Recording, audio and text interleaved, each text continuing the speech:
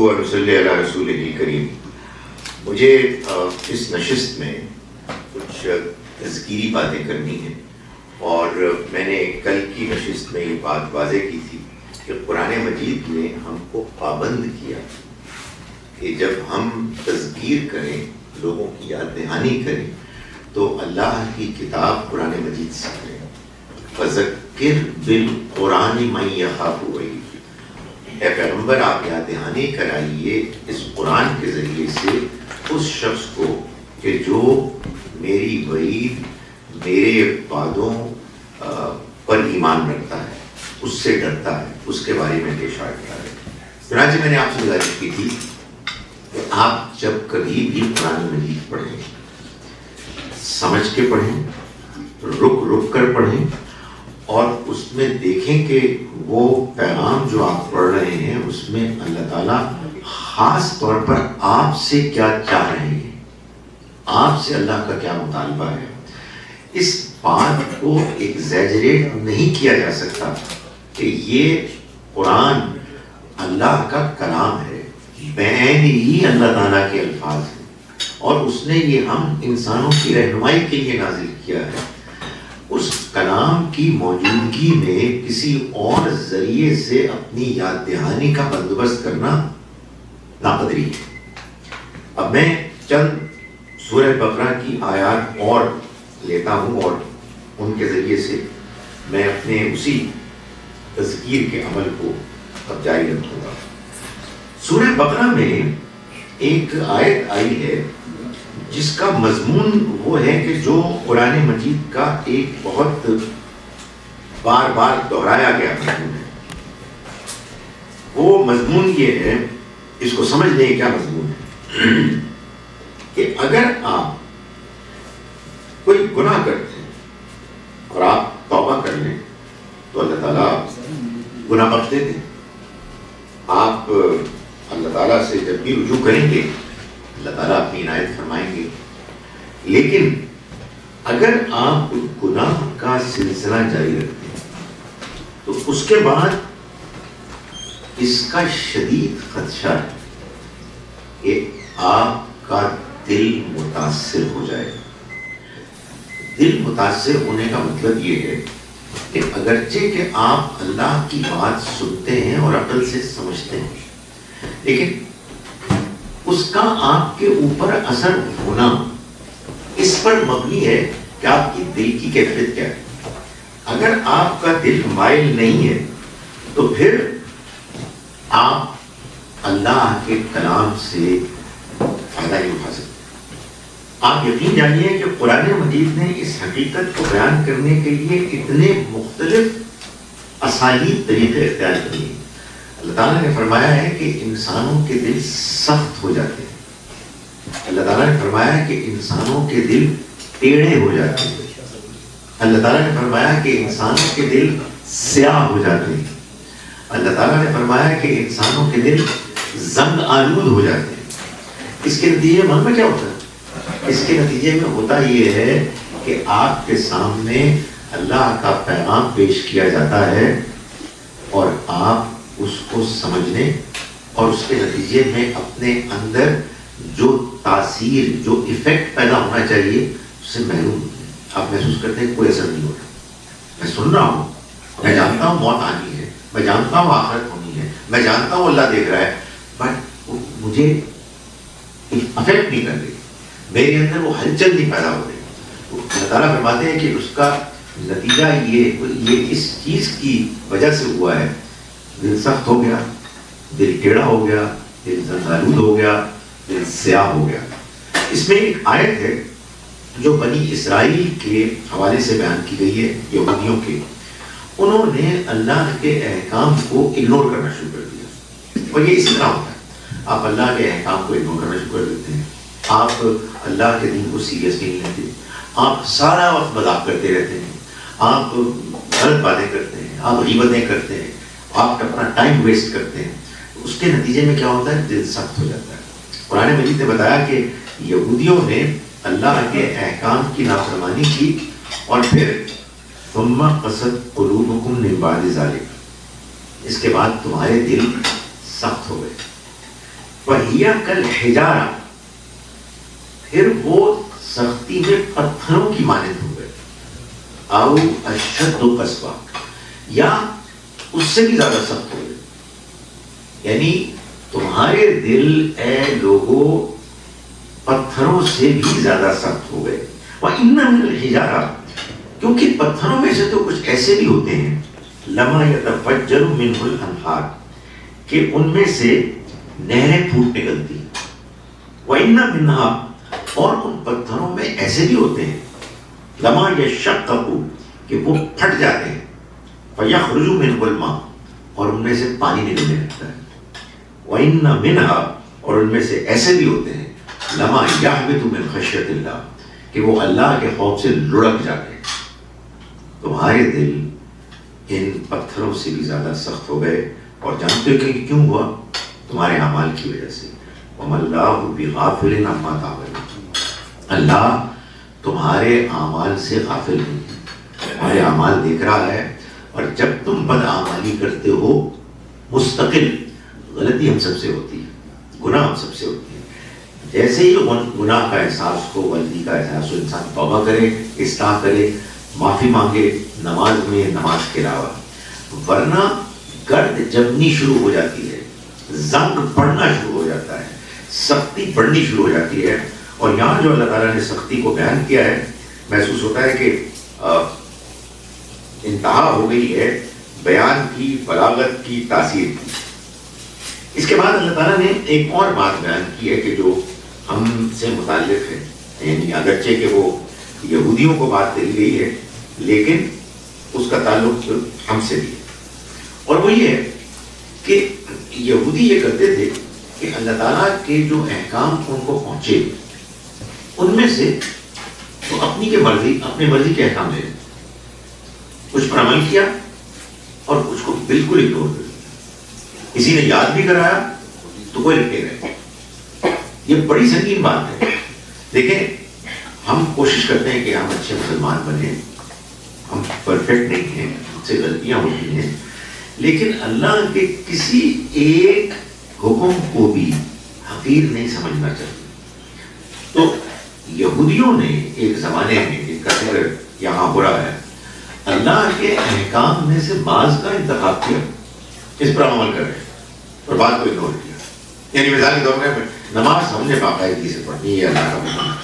جھوٹ اس پر آپ نہیں کر سکتے، سوری یہ نہیں ہو سکتا. نہیں، ہمیں ہر برائی کے خلاف کوشش کرنی ہے، اپنی غلطیوں کا اعتراف کرنا ہے. غلطیاں ہوتی ہیں لیکن غلطی جان بوجھ کر کرنا اور اس کو جسٹیفائی کرنا، یہ وہ چیز ہے کہ جس کے بارے میں اللہ تعالیٰ بیان فرما رہے ہیں. سورہ بقرہ کی آیت نمبر 85 ہے. اللہ تعالیٰ فرماتے ہیں کہ یہ جو تم حرکتیں کر رہے ہو، اَفَتُؤْمِنُونَ بِبَعْضِ الْکِتَابِ، کیا تم کتاب شریعت کا بعض حصہ مانتے ہو، وَتَکْفُرُونَ بِبَعْضٍ، اور بعض کا انکار کرتے ہو. یعنی اللہ کی شریعت اور احکام کے بعض حصے کو اگر آپ اگنور کر رہے ہیں، اس پر عمل کرنے سے بالکل گریز کر رہے ہیں، آپ کے اندر شرمندگی بھی نہیں ہے، تو اس کا مطلب تو یہ ہوا کہ آپ کتاب کے ایک حصے کو مانتے ہیں اور ایک حصے کا انکار کرتے ہیں. اللہ تعالیٰ فرما رہے ہیں کہ فَمَا جَزَاءُ مَن يَفْعَلُ ذَلِكَ مِنكُمْ إِلَّا خِزْيٌ فِي الْحَيَاةِ الدُّنْيَا، کوئی بدلہ نہیں ہے ان لوگوں کا جو ایسا کرتے ہیں سوائے دنیا کی زندگی میں ذلت اور رسوائی کی. میں اس آیت کو جب پڑھتا ہوں تو اپنے آپ سے بھی پوچھتا ہوں، اور جب مجھے موقع ملتا ہے تو اپنے مسلمان بہن بھائیوں سے بھی پوچھتا ہوں کہ ذرا دیانتداری سے آج دنیا کے حالات کا جائزہ لیں اور اپنے سے پوچھیں کہ وہ کون سی قوم ہے کہ جس کے بارے میں کہا جا سکتا ہے یہ ذلیل ہو گئے. اور اگر آپ کو یہ محسوس ہو کہ وہ ہم ہیں تو پھر اس آیت کی روشنی میں یہ سمجھ لیں کہ اس کی وجہ کیا. اللہ تعالیٰ یہ فرماتے ہیں کہ میں نے تمہیں اپنا دین دیا ہے، میں نے تمہیں اپنی شریعت دی ہے، تم کو اس پورے کے پورے دین کو سمجھنے کی کوشش کرنی ہے اور اختیار کرنے کی کوشش کرنی ہے. اس میں تم انتخاب کر کے کچھ کو اختیار کرو اور کچھ کو تم اگنور کرو، نظر انداز کرو، یہ تمہارا حق نہیں ہے. جو تم میں سے کرے گا ایسا اس کے لیے دنیا کی زندگی میں ذلت ہے، خزي فی الحیات الدنیا ویوم القیامت یردون الی اشد العذاب، اور قیامت کے دن تو اس سے بھی زیادہ شدید عذاب کی طرف یہ لوگ لوٹا دیے جائیں گے۔ یہ ایک بڑی سخت بات ہے، اور ظاہر ہے کہ اس بارے میں بھی ہمیں چوکس ہونا چاہیے۔ ہماری کمزوریاں ہوتی ہیں، بعض چیزوں میں ہم اتنے زیادہ ایجائل نہیں ہوتے، فوکس نہیں ہوتے، لیکن بہرحال ہمیں اس کا احترام کرنا چاہیے، اور اگر کوئی پوائنٹ آؤٹ کرے تو اس کو اس کا شکریہ ادا کرنا چاہیے اور اپنی اصلاح کی کوشش کرنی چاہیے۔ اگین کوئی بات فرمائی اللہ تعالیٰ نے یہاں بھی، اور یہ بات سچی بات ہے کہ اہم ترین بات ہے، اہم ترین تذکیر اگر کوئی ہے تو یہ ہے وَمَا اللَّهُ بِغَافِلٍ عَمَّا تَعْمَلُونَ، اللہ تمہارے اعمال سے غافل نہیں ہے، وہ دیکھ رہا ہے جو تم کر رہے ہو۔ سچی بات ہے کہ یہ چیز اگر انسان دن میں بعض موقعوں پر بھی اپنے اوپر طاری کر لے، اور بھائی نماز کے موقع پر تو طاری کرنے کا موقع آ ہی جاتا ہے، میرا رب مجھے دیکھ رہا ہے، میں جو عمل کر رہا ہوں اس کو بھی دیکھ رہا ہے، اور اس سے بڑھ کر ایک اور بات ہے بھائی، ایک اور بات ہے وَاللَّهُ عَلِيمٌ بِذَاتِ الصُّدُورِ، وہ دلوں کے حال بھی جانتا ہے، یار میں جو کچھ سوچتا ہوں، میرے جو خیالات آتے ہیں وہ بھی جانتا ہے۔ تو اگر میں اس کیفیت میں اپنی زندگی گزاروں، انسان وہ غلطیاں پھر بھی ہوں گی، لیکن غلطی پر آدمی جم جائے، غلط بات کو آدمی جسٹیفائی کرے، یہ کیسے ہو سکتا ہے؟ اور میں آپ کو پھر یہ کہتا ہوں کہ یہ آپ کے اندر احساس کیسے پیدا ہوگا؟ بار بار اللہ کے کلام کو سمجھ کے پڑھتے ہیں، وہ یہی آپ کے اندر احساس پیدا کرتا ہے، اور اسی احساس کے ساتھ اس کے کلام کو جب آپ نماز میں پڑھیں گے تو پھر یہ احساس بہتر ہوگا۔ تو ہمیں اپنی نمازیں زندہ کرنی ہیں، ہمیں نمازوں کے اندر بھی اور نمازوں کے باہر بھی قرآن مجید کی تلاوت کو سمجھ کر اس پہلو سے کہ وہ ہمیں متاثر کریں، ہمیں اس عمل کو شروع کرنا ہے اور جاری رکھنا ہے۔ اس کے بعد قرآن مجید نے ایک اور بات یہودیوں کی، بنی اسرائیل کی بیان کی، جب ان کے سامنے پیش کیا جاتا تھا اللہ کا کلام، تو وہ اور باتوں کے علاوہ ایک بات یہ بھی کرتے تھے کہ وَقَالُوا قُلُوبُنَا غُلْفٌ، وہ کہتے تھے کہ ہمارے دلوں میں غلاف پڑ گئے، یعنی مطلب یہ ہے کہ اے مسلمانوں، تم یہ جو ہم سے بات کر رہے ہو کہ ہم اس کلام کو سنیں کہ جو تم دعویٰ کرتے ہو کہ یہ اللہ کا کلام ہے، ہمیں کوئی دلچسپی نہیں، ہم مطمئن ہیں، جو ہمیں بتا دیا ہمارے بڑوں نے وہ کافی ہے، آپ کی بات نہیں سنیں۔ اور یہ انفارچونیٹ بات ہے کہ بہت سے لوگ، مذہبی لوگ، وہ یہ کہتے ہیں کہ دوسروں کی بات نہ سنو، اپنے ذہن کو، اپنے کانوں کو بند کر لو، ان کے اوپر غلاف چڑھا دو، یہ یہودی کہتے تھے۔ تو اگر ہم ایسا کرتے ہیں تو اصل میں ہم ان یہودیوں ہی کے نقش قدم پر چلتے ہیں۔ اس کے جواب میں اللہ تعالیٰ نے معلوم ہے کیا کہا؟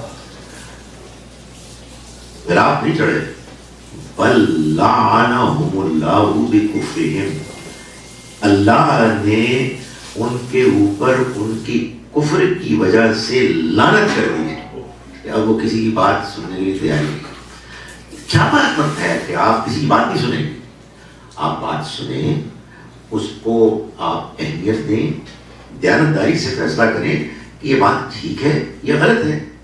اگر صحیح لگتی ہے تو اس کو مزید جانیں اور اس کو مانیں، اس لیے کہ اس دنیا کا امتحان ہے ہی یہ کہ آپ سچائی کو مانیں اور جو سچائی نہیں ہے اس کو مسترد کریں۔ یہ مستقل عمل ہمارا ہونا چاہیے، اور اس میں آپ یہ رویہ اختیار کریں کہ یار آپ کسی اور فرقے سے ہیں، آپ کسی اور فرقے سے ہیں، آپ کسی اور فرقے سے ہیں، میں کسی اور فرقے سے، اس کی بات نہیں سنو، اور اگر سنو تو ایسے سنو بظاہر کے سنو ہی نہ، اور یہ کہو کہ غلاف چڑھے گئے۔ تو اللہ تعالیٰ نے فرما دیا کہ یہ غلاف نہیں چڑھے، یہ اللہ کی لعنت ہے کہ تم اپنے دل کو، اپنے دماغ کو حق بات کو جاننے سے محروم کر رہے ہو۔ اس کے بعد آئیے اس آیت کی طرف کہ جس میں اللہ تعالیٰ یہ بتا رہے ہیں کہ ابراہیم اور اسماعیل علیہ السلام نے جب اللہ کے گھر کی تعمیر کی تو تعمیر کے دوران کئی دعائیں کی، یا آپ یوں کہیے کہ دعا کی ایک طویل اس کے بہت سے حصے تھے. ان میں ایک حصہ یہ بیان کیا اللہ تعالیٰ نے کہ انہوں نے اللہ تعالیٰ سے یہ دعا کی کہ یہ جو اب ہم گھر بنا رہے ہیں اس گھر کے گرد ایک آبادی ہوگی، ایک شہر آباد ہوگا، تو ربنا اے ہمارے رب وابعث فیہم رسولا منہم، تو ان میں بھیج ایک رسول انہی میں سے، یتلو علیہم آیاتک، جو ان کو تیری آیات پڑھ کر سنائے، وَيُعَلِّمُهُمُ الْكِتَابَ وَالْحِکْمَةَ، اور ان کو کتاب اور حکمت کی تعلیم دے، وَيُزَكِّيهِمْ، اور ان کا تزکیہ کرے، إِنَّكَ أَنْتَ الْعَزِيزُ الْحَكِيمُ، بے شک تو ہی زبردست ہے، غالب ہے اور حکمت والا ہے. میں اس آیت مبارکہ کے بارے میں کہتا ہوں کہ اللہ تعالیٰ نے اس ایک آیت میں 3 دین سے متعلق اہم ترین باتوں کو بیان کیا، اہم ترین سوالات کا جواب دیا. پہلا سوال وہی ہے جس کو ڈسکس کیا کل، کہ یہ دین کہاں سے ملتا ہے، ہمیں دین کہاں سے ملے. دوسرا سوال، یہ دین کن باتوں تعلیمات پر مشتمل ہے. اور نمبر 3، اس کا گول کیا ہے، اس کا ٹارگٹ کیا ہے. تو پہلی بات یہ بیان فرمائی کہ انہوں نے دعا کی کہ ہمارے رب تو بھیج ان میں ایک رسول انہی میں سے جو ان کو تیری آیات پڑھ کر سنائے، یعنی تیرا دین پیش کرے، اللہ کا کلام پیش کرے، اللہ کا دین پیش کرے. واضح ہو گیا جیسا کہ میں نے کل گزارش کی تھی، دین اللہ کا ہے اور پیش کرنے والے، دین اللہ کا ہے اور پیش کرنے والے اللہ کے پیغمبر صلی اللہ علیہ وسلم، وہی دین دیتے ہیں. انہی نے جو دین دیا وہ دین ہے. چنانچہ یہ پہلی بات واضح ہو گئی، اس میں کسی قسم کا کوئی شبہ نہیں ہے. جو لوگ اس معاملے میں شبہ پیدا کرتے ہیں وہ ایک واضح اور اہم بات کو کنفیوز بنانے کی کوشش کر رہے ہیں کہ فلاں عالم سے سیکھو اور فلاں پیر سے سیکھو اور فلاں امام سے سیکھو. یہ سارے خادم ہیں، اور اصل میں دین دیا ہے اللہ کے پیغمبر صلی اللہ علیہ وسلم نے، اللہ نے ان کو بھیجا ہے. اگر یہ کوئی خدمت کر رہے ہیں تو یہ بتائیں کہ انہوں نے کون سا دین دیا ہے. آپ ان سے سوال کریں، وہ آپ کو جواب دیں. کوئی روک ڈال ہی نہیں سکتا آپ کے اوپر، اس لیے کہ یہ تو پھر اللہ کے دین کو سمجھنے کے راستے میں رکاوٹ ہے. وہ پیش کیا کرتے ہیں؟ تو فرمایا الکتاب والحکمہ. 2 چیزیں ہیں اس دین میں. ایک ہے الکتاب، یہ تفصیل کا موقع نہیں ہے لیکن تھوڑی دیر کے لیے میری بات مان لیں، سوال ہوگا تو میں جواب اس کا دے دوں گا. اس سے مراد ہے شریعت، قانون. اور الحکمہ قرآن سے معلوم ہوتا ہے اخلاقی تعلیمات اور ایمانیات، ان 2 کا مجموعہ ہے. اخلاقیات اللہ تعالیٰ نے ہم کو بتایا ہے کہ انسان کو پیدائشی طور پر ملی ہے، تمام انسانوں کو، سارے انسانوں کو، سب جانتے ہیں صحیح کیا ہے غلط کیا ہے. اختلاف کی وجوہات ہیں لیکن وہ کوئی لمبے چوڑے نہیں ہیں. ان اخلاقیات کو اگر آپ نے کبھی سمجھنا ہے تو وہ ایمانیات کے بغیر سمجھ آ ہی نہیں سکتے. 2 موٹی موٹی باتیں. یہ کیسے ممکن ہوا کہ اخلاقیات یکساں ہیں؟ چاہے دنیا کے کسی تاریخ کے دور میں آپ دیکھیں، چاہے دنیا کے کسی حصے میں دیکھیں، سب لوگ مانتے ہیں سچ بولنا اچھی بات ہے، جھوٹ بولنا بری بات ہے، انصاف کرنا مطلوب ہے، نا انصافی غیر مطلوب ہے، وغیرہ وغیرہ. یہ کیسے ممکن ہوا؟ اس کا جواب سادہ ہے. یہ ایسے ممکن ہوا کہ جس نے ہم کو ڈیزائن کیا وہ ایک ہی ہے. جب ڈیزائنر ایک ہے تو پھر ڈیزائن جو پروڈکٹ کموڈٹی ہے وہ بھی ایک ہی ہوگی. الحمدللہ سب انسانوں کی ایک ہی ناک ہوتی ہے، 2 کان ہوتے ہیں، 2 آنکھیں ہوتی ہیں. اسی طرح سے اندر کا انسان بھی ایک ہی حقیقت لے کے آیا ہے، اللہ پر ایمان. دوسرا سوال یہ پیدا ہوتا ہے وجہ کیا ہے؟ اس لیے کہ مطلب اخلاقیات ایک پرابلم ہے نا، کہ میں سچ بولوں گا، سچ بولنے سے مجھے نقصان ہوگا. بہت موقع ایسے ہوتے ہیں کہ جھوٹ بولنے سے آدمی امیر ہو جاتا ہے، پاپولر ہو جاتا ہے، نہ جانے کیا کیا کچھ ہوتا ہے. تو اس کا جواب ہے آخرت. یہ دنیا کی زندگی ایک امتحان ہے، آخرت کی زندگی میں ان اخلاقیات کے بارے میں سوال ہوگا. اس کے بعد جو دوسری چیز دین میں ہے وہ ہے الکتاب، شریعت. شریعت کیا ہے؟ آپ کو اللہ نے اخلاقیات میں جہاں کچھ آپ سوالات فیس کرتے ہیں اور ان کے جواب آپ کو نہیں ملتے، ان میں سے بعض معاملات کے بارے میں اپنا دو ٹوک واضح فیصلہ سناتی ہے. جیسے مثال کے طور پر آپ بزنس کرتے ہیں تو بزنس میں اخلاقیات کی بنیاد پر سینکڑوں ہزاروں ایسے اصول ہیں جو سب دنیا مانتی ہے. بزنس ایتھکس کے نام پر تمام بزنس اسکولز میں تقریباً ایک کورس پڑھایا جاتا ہے. لیکن ایک مسئلہ ہے کہ اگر کوئی کسی کو قرض دے اور پھر اس کو اس کا پابند کرے کہ میں نے تم کو جو قرض دیا ہے تم لازماً، چاہے تمہیں نقصان ہو چاہے تمہیں فائدہ ہو، میں نے جو کچھ تم کو دیا ہے اس سے زیادہ مجھے دو گے، یہ ٹھیک ہے یا نہیں ہے؟ انسان کنفیوز ہے. انسان سے جب بھی پوچھیں گے آپ کو دونوں طرح کے جواب ملیں گے.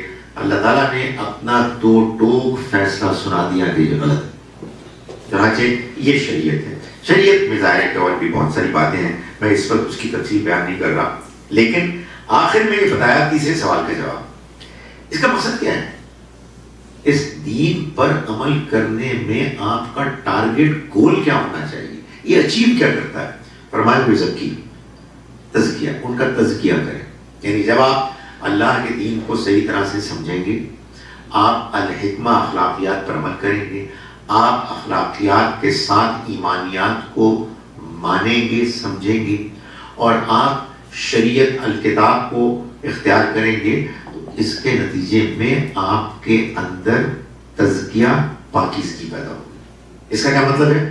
یعنی ہمارے اندر جو برائی ہے، بری خواہشات ہیں، ہمارے اندر انانیت ہے، کمزوریاں ہیں، وہ کمزوریاں دھیرے دھیرے دور ہوگی. اور اس کے نتیجے میں جو ہمارے اندر اللہ نے ایک بے پناہ صلاحیت دی ہے، ایک غیر معمولی اچھے انسان ہونے کی، دوسرے انسانوں کے ساتھ اچھی طرح سے پیش آنے کی، اخلاقیات کا کے مطابق عمل کرنے کی، اور اللہ کے ساتھ اچھے تعلق کی، یہ صلاحیت ہماری خواہشات اور ہماری انانیت کی وجہ سے دب جاتی ہے. تو دین پر عمل کرنے اور دین کو سمجھنے ماننے کے نتیجے میں ایک جانب ہم پاک ہوتے ہیں، خواہشات کے اوپر قابو پاتے ہیں، وہ گندگی دور ہوتی ہے کہ جو ہمیں آگے بڑھنے سے روکتی ہے، اور دوسری جانب ہم بہتر سے بہتر انسان بنتے ہیں. یا آپ یوں اس کو کہیے کہ بہتر سے بہتر انسان بننا چاہیے. یعنی یہ کہ آپ کی نماز، آپ کا روزہ، آپ کا قرآن پڑھنا اگر آپ کو اچھا انسان نہیں بنا رہا تو یہ لمحہ فکریہ ہے. اس لیے کہ اس سارے عمل کا مقصد تو تزکیہ ہے. تزکیہ اگر نہیں ہو رہا، پاکیزگی نہیں آ رہی، آپ کے اخلاق سنور نہیں رہے، اللہ کے ساتھ تعلق بہتر نہیں ہو رہا، تو پھر something is seriously wrong somewhere. اور آخری بات یہ کہ یہ دعا ان دونوں ہمارے بزرگوں نے اس لیے کی کہ یہ بات بالکل واضح ہے، اللہ کے دین میں قرآن مجید نے اس کو بیان کیا ہے کہ اللہ نے جو وہ بے انتہا حسین دنیا بنائی ہے جس کا ہم یہاں تصور بھی نہیں کر سکتے، جس کو اللہ تعالیٰ نے مختلف انداز میں قرآن مجید میں بیان کیا ہے. یعنی جنت جو آخرت میں کامیاب ہونے والے لوگوں کو دی جائے گی، اس میں داخلے کی شرطی تزکیہ ہے. قد افلح من تزکا، کامیاب ہو گیا وہ جس نے تزکیہ کر لیا. قرآن مجید میں کامیابی ایک ہی چیز کو کہا گیا ہے اور وہ آخرت کی کامیابی. آخرت کی کامیابی اصل کامیابی. دنیا میں جو کچھ ہے سارا کچھ امتحان ہے، وہاں کی کامیابی حاصل ہی ہوگی ایک شرط، کنڈیشن کو پورا کر کے، اور وہ ہے تزکیہ. یعنی آپ اپنے آپ کو پاک کریں اور آپ اپنے نفس کے اندر جو غیر معمولی پوٹینشیل موجود ہے بہترین انسان بننے کا، لوگوں کے ساتھ بہترین ہونے کا، اور اللہ کے ساتھ اپنے خالق کے ساتھ بہترین ہونے کا اس کو مزید بہتر سے بہتر طریقے پر ریئلائز کریں. یہ وہ دعا ہے جو ہمیں یاد کراتی ہے. اور میں گزارش کی کہ یہ آیت ہے کہ جو 3 سوالوں کے جواب دیتی ہے, ناٹ سرپرائزنگلی دیئر فور, یہ آیت قرآن مجید میں 4 جگہوں پر موجود ہے. سورہ بقرہ کی آیت نمبر 129, سورہ بقرہ ہی کی آیت نمبر 151, سورہ آل عمران کی آیت نمبر 164 اور سورہ جمعہ کی آیت نمبر 2. اس کے بعد ایک اور آیت ہے کہ جس کا میں حوالہ دینا چاہتا ہوں, جو سورہ بقرہ میں آگے چل کے اللہ تعالیٰ نے یہود ہی کو خطاب کر کے یہ فرمایا ہے کہ وہ لوگ اپنے بزرگوں کا بڑا ذکر کرتے تھے اور ان کے گن گاتے تھے, ان کی اچیومنٹس کو بیان کرتے تھے, اور اس بنیاد پر وہ یہ گویا کہ کلیم کرتے تھے کہ ہم بھی انہی کی اولاد ہیں, انہی کی نسل سے ہیں, چنانچہ جیسے وہ کامیاب ویسے ہم کامیاب. تو میں نے گزارش کی تھی کل کہ انہوں نے یہ ایک نظریہ, جھوٹا نظریہ اختیار کر لیا تھا کہ وہ ہم ان کی سفارش سے بچ جائیں. تو اللہ تعالیٰ نے یہ بالکل واضح کر دیا, کسی کی سفارش قطعاً کسی کے کام نہیں آئے گی, ذرہ برابر نہیں. forget about it. کوئی کسی کی مدد نہیں کر سکے گا. آپ کو جواب دینا ہوگا اپنی پرفارمنس کی بنیاد پر, اسی کی بنیاد پر فیصلہ ہوگا. کامیاب ہوں گے تب, ناکام ہوں گے تب. چنانچہ اسی سلسلے میں اللہ تعالیٰ نے ایک آیت کو بیان کیا, اور میں گزارش کروں کہ یہ جو آیت مبارکہ ہے یہ بھی آئیڈینٹیکل 2 مرتبہ آئی ہے. چند آیات کے وقفوں کے بعد اللہ تعالیٰ فرماتے ہیں یہود کو خطاب کر کے, لیکن بظاہر خطاب ہم سبھی سے, تلک امۃ قد خلت, یہ جو تمہارے بزرگ ہیں جن کی تو بات کرتے ہو یہ گزر چکے, وہ ایک گروہ تھا جا چکا. لہا ما کسبت, ان کے کام آئے گا جو انہوں نے کمایا. وَلَكُمْ مَا كَسَبْتُمْ, اور تمہارے کام آئے گا جو تم کماؤ گے. اور آخر میں فرمایا وَلَا تُسْأَلُونَ, تم سے پوچھا بھی نہیں جائے گا, عَمَّا كَانُوا يَعْمَلُونَ, کہ وہ کیا کرتے تھے, تم سے نہیں پوچھا جائے گا. یار اس کے بعد یہ جو مسلمان لگے ہوئے ہیں صحابہ کرام کے اختلافات اور جھگڑوں میں تفصیلات بیان کر کے یہ طے کرنے میں کون صحیح تھا کون غلط تھا, اور مختلف گروہ بنائے گئے, یہ کیا یہ آیت نہیں پڑھتے؟ اللہ تعالیٰ فرماتے ہیں وہ چلے گئے, ان کے کام آئے گا جو انہوں نے کمایا, تمہارے کام آئے گا تم نے کمایا. تم سے پوچھا بھی جائے گا کہ وہ کیا کرتے تھے, اس لیے کہ ان کا جواب اللہ تعالیٰ کے یہاں ہوگا آخرت میں, اور تم سے تمہارے اعمال کے بارے میں پوچھا جائے گا.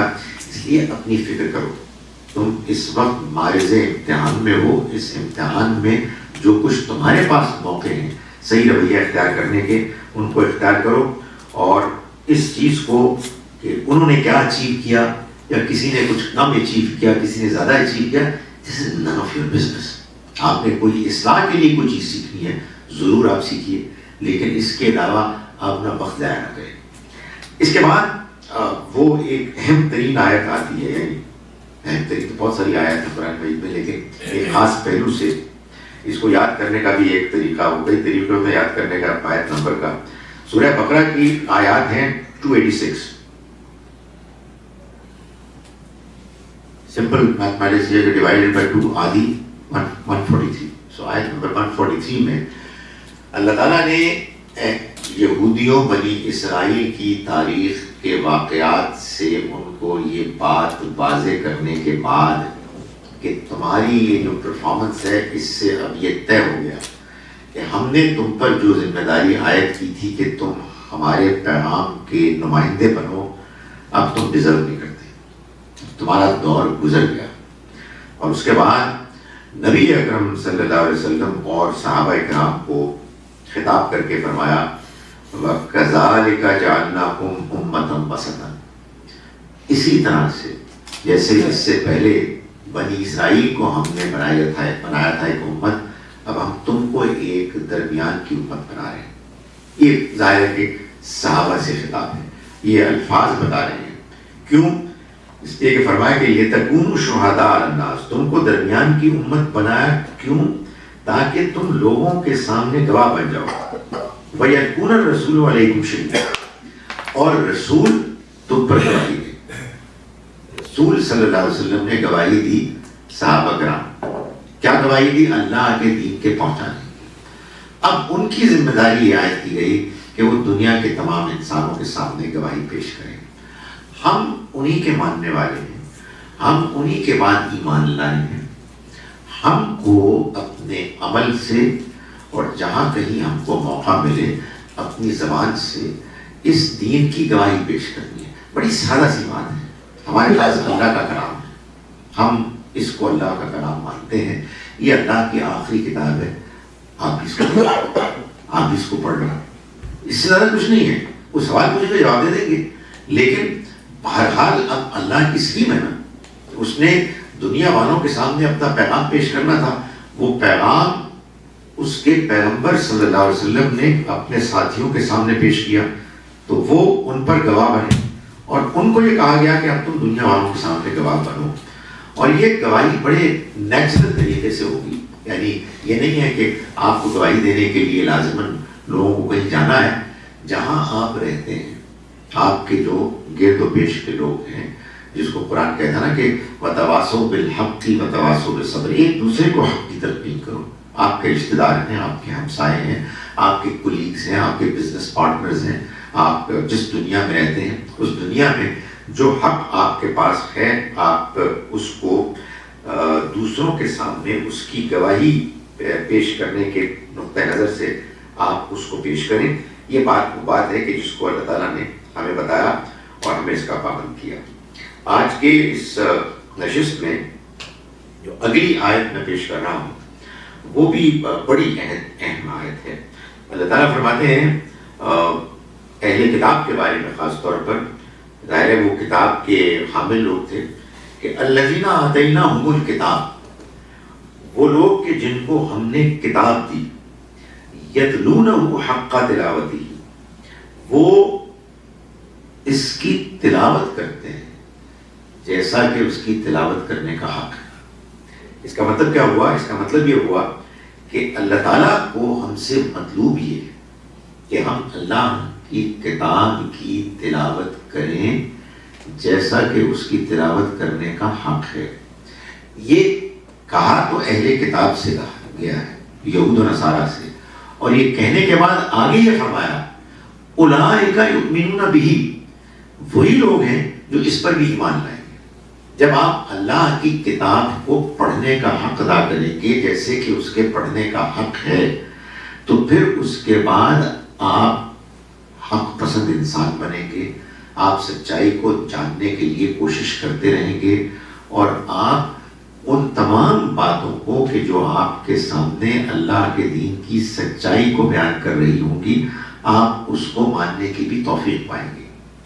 اس لیے میں آپ سے گزارش کر رہا ہوں بار بار، بزرگوں، علماء، مقررین کی گفتگویں سنیں اور کھلے ذہن کے ساتھ سنیں.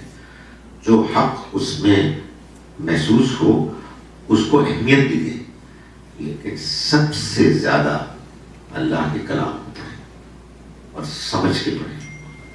اللہ کے کلام کو پڑھتے ہوئے کسی اور کو سنیں، بے شک سنیں، لیکن پھر اس کلام کو پڑھنے کے دوران جو بات سمجھ میں آتی ہے اس کی روشنی میں دوسروں کی باتوں کو سمجھیں. ہمارے ہاں بدقسمتی سے ترتیب الٹ کیا گئی ہے، دوسری چیز ہے ہی نہیں. ہم لوگوں کو سنتے ہیں اور ہم ایکسکیوز یہ پیش کرتے ہیں کہ ہم کیا کریں گے، ہم گھر بھی نہیں آتی. اللہ کا شکر ہے کہ اب تو ترجمے موجود ہیں، اور ویسے اگر کچھ عربی اور ترجمہ سیکھنے کی بھی کوشش کریں تو کوئی حرج نہیں، لیکن بہرحال ترجمے موجود ہیں، پڑھیں ان کو، غور کریں، تدبر کریں. اللہ تعالیٰ فرماتے ہیں اسی کے نتیجے میں پھر آپ پر مزید حق واضح ہوگا. اہل کتاب کے بارے میں کہا، یہ بات طے ہے، ان کی تورات، ان کی زبور، کم سے کم انجیل اور تورات تو کسی نہ کسی درجے میں کچھ بدل گئی تھی. ایک حصہ، سارا نہیں، کچھ حصہ اس زبان میں بھی نہیں جس زبان میں وہ نازل ہوئی. لیکن اس کے باوجود اللہ تعالیٰ نے فرمایا کہ یہ لوگ ان میں سے جو تلاوت کرتے ہیں اللہ کی کتاب کی، یعنی تورات کی، زبور کی، انجیل کی، جیسے کہ اس کی تلاوت کرنے کا حق ہے، یہ وہ لوگ ہیں جو اس قرآن کو بھی مانتے ہیں. اس لیے کہ وہ تو حق پسند ہو گے نا. بار بار صبح شام جب آپ کو یاد دہانی کرائی جائے گی کہ اللہ دیکھ رہا ہے، اللہ تمہارے دلوں کے حال سے واقف ہے، تمہیں قیامت کے روز جواب دینا ہوگا اس بنیاد پر کہ تم کیا جانتے تھے، پھر آدمی ڈنڈی مان کیسے سکتا ہے؟ پھر آدمی متعصب ہو کیسے سکتا ہے؟ پھر آدمی یہ کیسے کہہ سکتا ہے کہ میرے استاد یہ کہہ رہے ہیں، یا میرے عالم یہ کہہ رہے ہیں، یا میرے فلاں یہ کہہ رہے ہیں؟ پھر تو آپ اصل میں ہر آن سچائی کو جاننے کی کوشش کریں گے اور اس کے بارے میں آپ سنجیدہ ہوں گے. تو یہ بات قرآن مجید کی ہے کہ جو ہمیں اس بات کی طرف مائل کرتی ہے کہ ہم قرآن مجید کو بار بار پڑھیں اور اس کو پڑھیں اور پڑھنے کے بعد صحیح بات کو جاننے کے لیے ہمیشہ کوشاں رہیں. بس ایک آخری بات میں ترجمہ کر دیتا ہوں. وہ کی تفصیل تو ہو سکتا ہے کہ اگر انسان کرے تو کچھ لمبی ہو، لیکن میں ترجمے ہی کے ذریعے سے آپ کو جو بات سامنے آتی ہے اس کو واضح کرتا ہوں، مختصر اپنی بات ختم کرتا ہوں.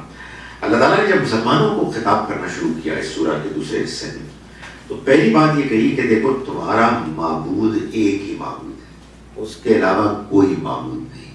یعنی مسلمانوں کے لیے اہم ترین بات ان کے دین کی اصل بنیاد توحید ہے. اور قرآن کا جیسے انداز ہے تو اس میں اللہ تعالیٰ نے پھر اس حقیقت کی، اس ایمان کی دلیل پیش کی. فرمایا کہ دیکھو ان فی خلق السماوات والارض، بے شک آسمانوں اور زمین کی تخلیق میں، واختلاف اللیل والنہار، اور رات اور دن کے آنے جانے میں، والفلک التی تجری فی البحر، اور اس کشتی میں کہ جو سمندر میں اس سامان کے ساتھ چلتی ہے کہ جو تمہیں فائدہ پہنچاتا ہے، بما ینفع الناس، جو انسانوں کو فائدہ پہنچاتا ہے. وما انزل اللہ من السماء من ماء، اور جو اللہ نے آسمان سے پانی اتارا، فاحیا بہ الارض بعد موتہا، پھر اس کے ذریعے سے اس نے زمین کو زندہ کیا اس کے مردہ ہو جانے کے بعد.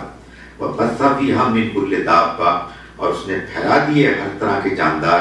وتصریف الریاح، اور ہواؤں کے الٹ پھیر میں، کبھی ایک جانب کبھی دوسری جانب چلنے میں. والسحاب المسخر، اور اس بادل میں کہ جو مسخر ہے، کام میں لگا دیا گیا ہے. بین السماء والارض، آسمان اور زمین کے درمیان. لآیات، بڑی نشانیاں ہیں ان لوگوں کے لیے، لقوم یعقلون، جو عقل سے کام لیتے ہیں. یعنی اس دنیا میں رہتے ہوئے اللہ نے جو کچھ تمہاری ضرورتوں کو پورا کرنے کے لیے، زندگی کو ممکن بنانے کے لیے بندوبست کیا ہے، اس پر غور کرو. یہ نشانیاں تمہیں بار بار اللہ کی طرف متوجہ کریں گی، اور اپنی عقل کو استعمال کرو. اللہ تعالیٰ ہمیں اپنے کلام کو بار بار پڑھنے، سمجھنے اور اس کے نتیجے میں اپنا تزکیہ کرنے یا دہانی حاصل کرنے کی توفیق عطا فرمائے. اقول قولی ھذا واستغفر اللہ.